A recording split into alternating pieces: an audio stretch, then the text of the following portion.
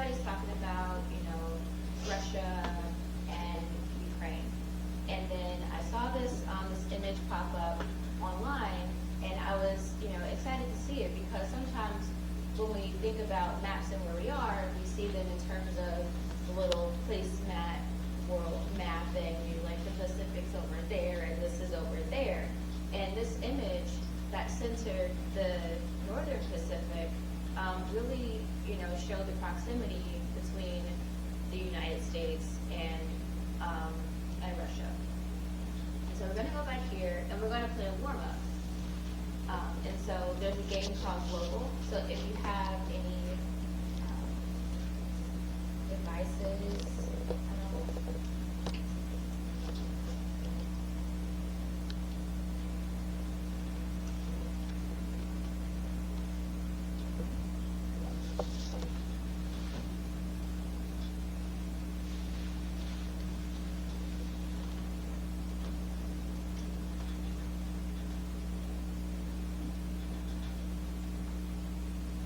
it should look like this.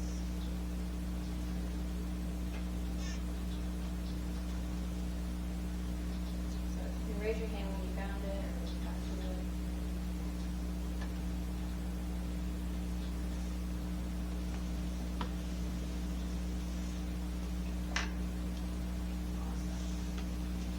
Okay, so the directions are pretty straightforward, and you just have to guess a country, and when you get it, you got it. So it'll only go for like a couple minutes, so it doesn't have to take too much time. If you don't find it, then you can continue playing. I play it pretty much every day. Sometimes it'll come in at midnight, and I'll cheat and do it then. But it has been a really cool meditative practice for me, in helping me to, think about smaller places that I don't think about all the time, and just to remember that, the U.S. is not the center of the world.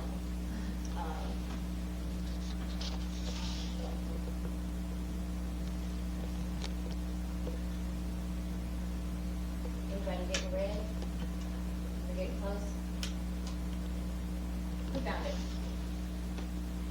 Okay.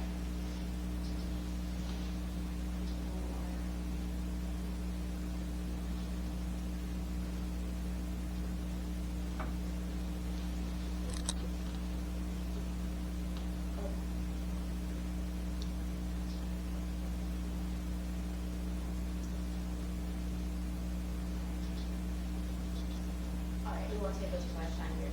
All right, so who else found the answer? Okay, so somebody can tell us the answer and how many tries it took you. It was Portugal, and it took me 4 tries. You said what? It was Portugal. And it took me 4 tries. 4 tries? Yeah. Where'd you start? I started at Turkey. Oh, okay, you already started in the area. Yeah, sort of. And I did Iceland. And they're both kind of equally the same color, so I was like, it must be somewhere between these two in some sort of perpendicular line. So then I just did Eastern. Okay. Who else got it, and tell me which country you started with? I got it in 3 tries. I started in Germany because I like Germany, and then it was real close, so I went one over, and I think I did France, and then I did Portugal. Yeah, no. See how I started? I got it in 5 tries at midnight, and I think I started in Rwanda, and then I bounced to India, Italy, and I was getting closer. I was like Spain, Portugal.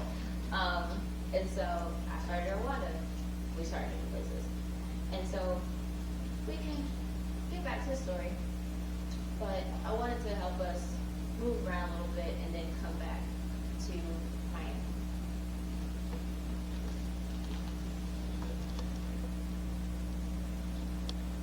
So, for free, a reclamation thing. So, I literally went around the world and came back, and I became a new person. Not a new person.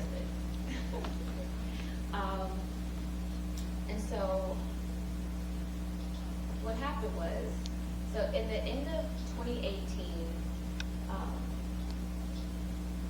so at the end of 2018, I have been, like I said, so I've been doing bike organizing, I've been doing other community work, and I decided to organize a Margaret Garner themed bike ride. Does anybody know who Margaret Garner is? Or was? Maybe. Okay. So, who's familiar with Toni Morrison and Beloved? Maybe. Okay. All right. So Toni Morrison is a world famous writer, born in Ohio, and she wrote a book that was adapted into a movie, Oprah's in it. And so it's about an enslaved woman who was escaping from a plantation, and upon being captured, she proceeded to take the lives of her children. And so that is Toni Morrison's fictional narrative. But it was inspired by a true event that happened in Cincinnati, Ohio. And so in January 27th of, I believe, 1856, an enslaved woman who was said to be of mixed race, because that's important, escaped from a plantation with her family from Boone County, Kentucky. So northern Kentucky, not deep, deep down far in Kentucky, or Tennessee or anywhere, but from right across from Cincinnati. And so they got captured, basically in like the Lower Price Hill area. And she was like, my kids are not gonna live like in slavery. I'm gonna save them from it. But she was successful in taking the life of one of her children. And so she got charged for murder. It was a whole thing. But a lot of people weren't familiar, a lot of people still aren't familiar with that story and the fact that it is a Cincinnati story, it is an Ohio story. And so one thing I have learned in my work is that people have terrible imaginations. And so you have to like do a little bit to help that out. And so I was like, what better way to do that than to put you on a bike on two wheels, make you feel those Kentucky hills, and bring you into that story. And so I got excited about this and started telling other people, meeting other historians and stuff. And I met one gentleman. His name is Dr. Brown. I was telling him about my project, this Margaret Garner bike ride, this Troubled Waters project, that basically I wanted to highlight antebellum Cincinnati and northern Kentucky and tell the story of, race and racism in the city. And so I was talking to him, all excited, and he was like, where's your family from? And I was like, Cincinnati, Covington. He's like, no. So this is like an older black man, maybe like 80 or something, so I'm trying to help you some description. I don't have a picture of him. But anyway, he's like, no, where are they from? And I was like, oh, Alabama, everybody, both sides. And so that's what I've always known. My family has been storytellers, talking about the past life in Alabama and everything. But that question that he asked me, I didn't even have to answer. Like, I knew that I had to go.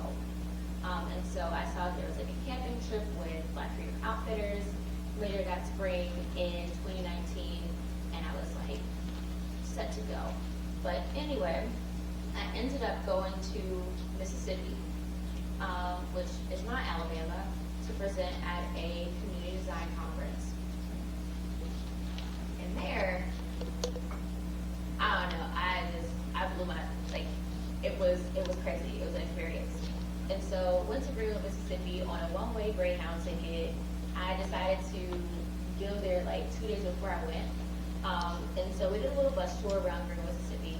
And so if anybody's familiar with Greenville, Mississippi, it is where cotton is cane. It is also the place where Emmett Till was from.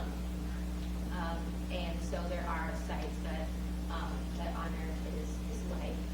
And so for me, I'm from Cincinnati. I had never been to the land of my grandparents before. Like, I'd never been to the Deep South.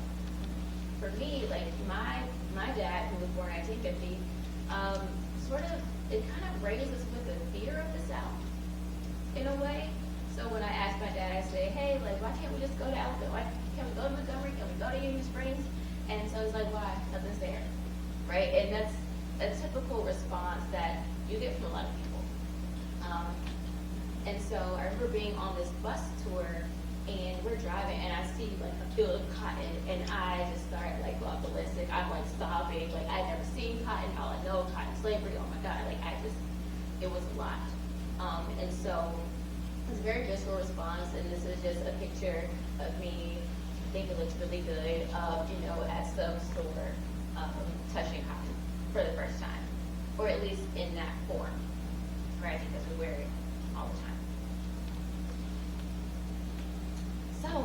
So after that, the conference, I met a girl. So the last night of the conference that I went to, this girl, Sada, is just asking people if anybody wants to go to Selma, Alabama, and Montgomery. She's like, I got a rental car and Airbnb. Anybody want to go? And I was like, bet, I'll go. So she picks me up from the place where I was staying, and then we go on like a 5-hour road trip to Selma, Alabama. And Selma is the location of the iconic Edmund Pettus Bridge. Anybody familiar with that bridge? No? So it is iconic for what's called Bloody Sunday. So it's related to the Civil Rights Movement. And so, who's the congressman? John Lewis. His funeral procession was over the bridge as well. And so, I can't really have the words for it, but there was a march from Selma to Montgomery, for it was civil rights. It was something. What'd you say? Yeah, it was a voting rights thing. I can't. There's a lot of information on both. I know it's civil rights. This is me being transparent. And so I've heard this bridge at a different time. So that same name you see, Pettus, that's my slave name. So my mom's last name is Pettus, and so her maiden name is Pettus. And my uncles, well, my grandfather's uncles, who migrated from Alabama to Covington, Kentucky, were co-founders of the Mary Smith Cemetery in Erlanger, Ellsworth, Kentucky. And so this is me right there. And so going back here, I had a bit of a different experience to see my name on the bridge. And so my family were not owned by Edmund Pettus, but by one of his cousins or brothers or somebody, our information is not really well kept in records. And so that's the thing. And so that was an experience to have. Like you can sit on it or not. And it crosses the Alabama River.